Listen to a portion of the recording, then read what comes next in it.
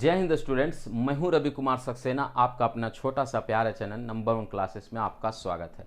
आज हम एक इम्पोर्टेंट क्वेश्चन के ऊपर डिस्कस करने जा रहे हैं। 5 newton equal to how much dyne. ठीक है, यहाँ पर बॉक्स है यानी खाली जगह है। ठीक है, find it by dimensional method. ये क्वेश्चन जो है एसबीटी बिहार के क्वेश्चन पेपर में पूछा गया क्वेश्चन है और ये क्वेश्चन जो है इंपॉर्टेंट क्वेश्चन है और ये क्वेश्चन आने का संभावना है। तो क्वेश्चन जो कहता है कि न्यूटन यानी कि सबसे पहले ध्यान दीजिएगा 5 न्यूटन में कितना डाइन होगा।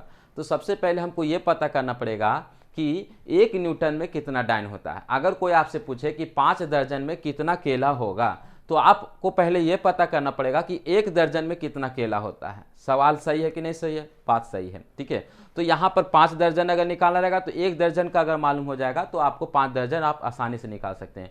उसी तरह से क्वेश्चन है कि 5 न्यूटन में कितना डाइन होगा। तो सबसे पहले हम 1 न्यूटन में कितना डाइन होगा वो हम आपको समझाने की कोशिश करेंगे। हम आप पहले निकालेंगे और यहाँ पर डायमेंशनल मेथड से निकालना है। देखिए, अगर ये क्वेश्चन अगर एमसीक्यू में टिक लगाना रहता तो डायरेक्ट जो है इसका हम आंसर याद करके जाएंगे और डायरेक्ट जो है हम आपको लिख लेंगे। लेकिन हालांकि ये क्वेश्चन 4 नंबर का है, 6 नंबर का है, तो आप डायरेक्ट जो है इसका आंसर एक वर्ड में नहीं लिख सकते हैं, आपको निकालना पड़ेगा। तो इसके लिए आपको समझना है 2 चीज़ है मेरे प्रिय छात्रों। पहला है न्यूटन, पहला क्या है? न्यूटन। और दूसरा चीज़ है आपका डाइन। ठीक है, ये डाइन। अब दोनों चीज़ जो है एक ही चीज़ को रिप्रेजेंट करता है, यानी कि जो दोनों का जो यूनिट है, यानी जो दोनों जो यूनिट है वो फोर्स का है। किसका है? फोर्स का है। यहाँ पर फोर्स का यूनिट जो है, माने फोर्स एक क्वांटिटी है जिसका यूनिट जो है न्यूटन भी होता है, जिसका यूनिट डाइन भी होता है। लेकिन आपको समझना पड़ेगा यहाँ पर जो डाइन है वो सीजीएस यूनिट है। कौन सा यूनिट है? सीजीएस यूनिट है, यानी कि डाइन जो है आपका सीजीएस यूनिट है। और यहाँ पर जो न्यूटन है वो एसआई यूनिट है। कौन सा यूनिट है? एसआई यूनिट है।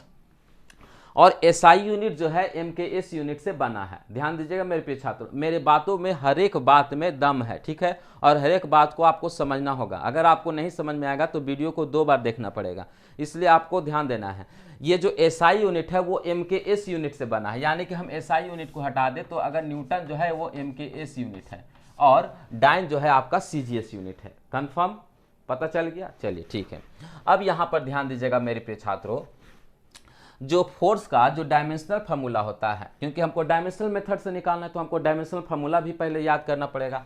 तो इसका होता है mlt का पावर -2, mlt का पावर -2, जहाँ पर m जो है मास है। m क्या है? मास है।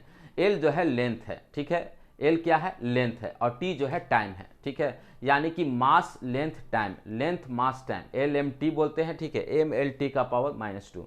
तो यहाँ पर ध्यान दीजिएगा, सबसे पहले हमको 5 न्यूटन में कितना डाइन होगा, ये तो हम आपको अभी पहले का हिस्ट्री बता दिए। अब जो है हम ओरिजिनल क्वेश्चन में इंटर करते हैं। ठीक है, तो यहाँ से जो है हम आपको सॉल्यूशन में आते हैं। ठीक है, 5 न्यूटन में कितना डाइन होगा। तो सबसे पहले हमको ये पता करना पड़ेगा कि 1 न्यूटन में कितना डाइन होगा। ठीक है, 1 न्यूटन में कितना डाइन होगा।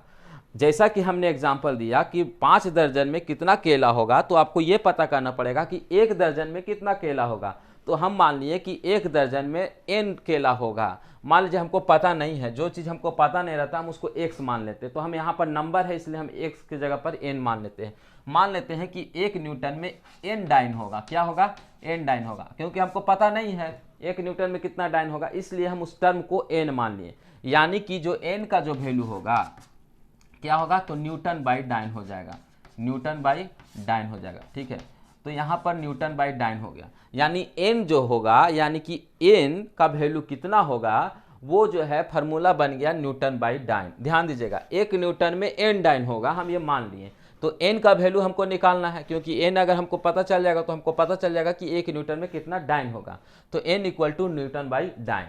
अब यहाँ पर न्यूटन जो है, जो अगर हम डायमेंशनल फार्मूला बोलें तो यहाँ पर जो है क्या हो जाएगा? mlt का पावर -2। तो यहाँ पर हम दोनों का mlt का पावर -2 होगा, इसलिए हम 1 1 ले लेते हैं ऊपर का। ठीक है, और नीचे का जो हम ले लेंगे आपका 2 ले लेंगे, m2 ले लेंगे। ठीक है, l2 ले लेंगे और t का पावर -2 यानी t2 ले लेंगे, क्योंकि दोनों का डायमेंशनल फार्मूला एक होगा। क्योंकि दोनों का जो है, जो शादी हुआ है वो जो पति जो है वो क्या है? फोर्स ही है। ठीक है, तो दोनों का तो एक ही होगा, लेकिन एक का नाम जो है सोनी रहेगा तो एक का नाम मोनी रहेगा, एक का नाम रिंकी रहेगा तो एक का नाम टिंकी रहेगा, जो भी रहेगा। ठीक है, तो यहाँ पर एक का नाम M1 है, एक का नाम M2 है, एक का नाम L1 है, एक का नाम L2 है, एक का नाम T1 है, एक का नाम T2 है, लेकिन दोनों का तो एक ही है, ठीक है। mLT का पावर -2, इसका भी mLT का पावर -2, इसका भी, क्योंकि दोनों का जो हस्बैंड है वो एक है, कौन है, तो फोर्स है भाई, क्योंकि दोनों का डायमेंशनल फार्मूला होता है, फोर्स ही जो है दोनों का डायमेंशनल फार्मूला है, सॉरी जो है आपका यूनिट है, ठीक है। डाइन भी है और CG आपका जो है न्यूटन भी है। अब यहाँ से अगर हम बात करें तो डिवाइड में है तो एक एक साथ कर लेंगे, ठीक है। हम n का वैल्यू निकाल रहे हैं तो n equal to m1 divided by m2, कोई डॉट नहीं है, दम डॉट नहीं होना चाहिए, L1 डिवाइडेड बाई L2, ठीक है, और T1 डिवाइडेड बाई T2 और का पावर -2। तो यहाँ पर ध्यान दीजिएगा, ये ऊपर वाला जो है आपका न्यूटन है, न्यूटन किस में आता है, MKS में आता है, यानी कि SI में आता है। नीचे वाला डाइन है, डाइन किसका है, CGS का है।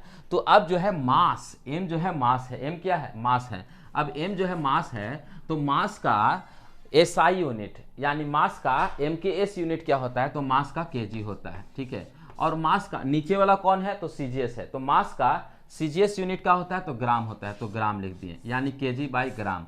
और यहाँ पर ध्यान दीजिए L लेंथ है, तो लेंथ को हम MKS यूनिट में मीटर लेते हैं, कौन सा, SI यूनिट आपका मीटर हो गया, क्या हो गया, मीटर हो गया। और CGS में सेंटीमीटर, तो सेंटीमीटर हो गया। और टाइम का जो है दोनों में सेकेंड सेकेंड ही होता है, तो सेकेंड सेकेंड का पावर -2, यानी कि यहाँ से दोनों सेम है तो कट जाएगा। अब देखिए kg को ग्राम में कन्वर्ट करना है, तो बचपन में गुरुजी बताए थे 1 kg इक्वल टू 1000 ग्राम, यानी कि ये हो जाएगा 1000 ग्राम डिवाइडेड बाई ग्राम, ठीक है, 1000 ग्राम डिवाइडेड बाई ग्राम। अब 1 मीटर इक्वल टू 100 सेंटीमीटर, ठीक है, तो 100 सेंटीमीटर डिवाइडेड बाई सेंटीमीटर, ठीक है। अब यहाँ से ग्राम कट जाएगा और सेंटीमीटर से सेंटीमीटर कट जाएगा। तो यहाँ पर जो 10 का जो वैल्यू है वो कितना है, तो n इक्वल टू देखिए 1 2 3 4 5, यानी 10 के पावर 5 हो जाएगा, यानी कि 10 के पावर 5 है, 10 का पावर 5 है, क्योंकि 5 जीरो है इसलिए हम 10 के पावर 5 लिख दिए। यानी कि अब आपको समझ में आ गया कि 1 न्यूटन इक्वल टू n के जगह पर क्या होगा, 10 का पावर 5 डाइन होता है। तो यहाँ पर आपको इंपॉर्टेंट बात हम आपको बता रहे हैं, 1 न्यूटन, ठीक है, आपको दिख रहा है, ठीक है, नहीं दिख रहा तो हम यहाँ पर लिखेंगे 1 न्यूटन, n से क्या है, न्यूटन, ठीक है। 1 न्यूटन इक्वल टू 10 का पावर 5 डाइन हो गया मेरे प्रिय छात्रों, ठीक है। 1 न्यूटन इक्वल टू 10 का पावर 5 डाइन हो गया, 1 न्यूटन इक्वल टू 10 का पावर 5 डाइन हो गया। कोई दिक्कत है, नहीं। अगर हम आपको बताएं कि 5 न्यूटन इक्वल टू क्या हो जाएगा, तो 5 इंटू 10 का पावर 5 हो जाएगा, क्योंकि 1 न्यूटन में 10 का पावर 5 डाइन, सो 5 न्यूटन में 5 इंटू 10 का पावर 5 डाइन हो जाएगा। सो ये जो है इंपॉर्टेंट क्वेश्चन है, ठीक है। अगर MCQ में पूछे कि 1 newton equal to how much dyne, तो आपको डायरेक्ट जो है टिक लगाना है 10 का पावर 5, 10 का पावर 5। लेकिन अगर 4 मार्क्स में पूछ देगा, 6 मार्क्स में पूछ देगा, तो आपको ये मेथड जो है आपको फॉलो करना है। अभी आप स्क्रीनशॉट भी ले सकते हैं और इस मेथड से जो है आप बना सकते हैं। मिलेंगे हम नए वीडियो के साथ, तब तक के लिए हम विदा लेते हैं। जय हिंद, वंदे मातरम।